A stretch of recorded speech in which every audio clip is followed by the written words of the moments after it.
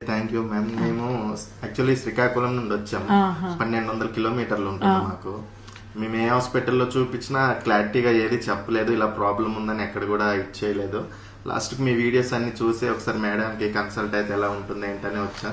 Just 1 monthలోనే మొత్తం clear చేసి just టాబ్లెట్స్తో clear చేసి మాకు నిలబెట్టారు madam. Thank you so much. So nice, మా కంగ్రాచులేషన్స్. అంత దూరం నుంచి వచ్చారు. సో అంత దూరం శ్రీకాకుళం నుంచి వచ్చారు. జస్ట్ ఓవ్యులేషన్లో ప్రాబ్లం ఉంటే స్కాన్స్ చేసి ఎగ్ మంచిగా డెవలప్ అయినప్పుడు ట్రిగర్ ఇచ్చాం, న్యాచురల్గా కన్సీవ్ అయిపోయారు. సో హ్యాపీ అమ్మ.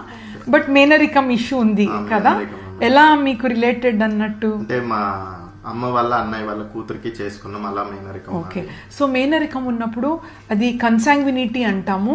ఎలా ఉంది పై డిగ్రీ చూడాలి. Actually grandfather grandmother same అనమాట. So same tree the fruits అన్నట్టు. సో ఇలాంటి ఉన్నప్పుడమ్మా 3 things ఇంపార్టెంట్. ఒకటి ఎన్టీ స్కాన్ అనేది baby brain development, NIPT test compulsory చేసుకోండి. అండ్ దెన్ టిఫా స్కాన్ అనమాట, ఈకో కూడా స్కాన్స్లో చేసుకోవాలి.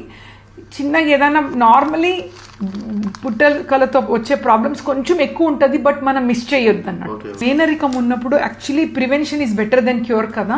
సో హోల్ జీనోమ్ సీక్వెన్సింగ్ అని ఉంటుంది. ఎందుకంటే రిసెసివ్ ప్రాబ్లమ్స్ అనేది ఆటోజోమల్ రిసెసివ్ ఎక్కువ ఉంటుంది. అది చేసుకుంటే బెటర్ ప్రెగ్నెన్సీ ప్లాన్ చేసే ముందే. But it's still okay now, fine.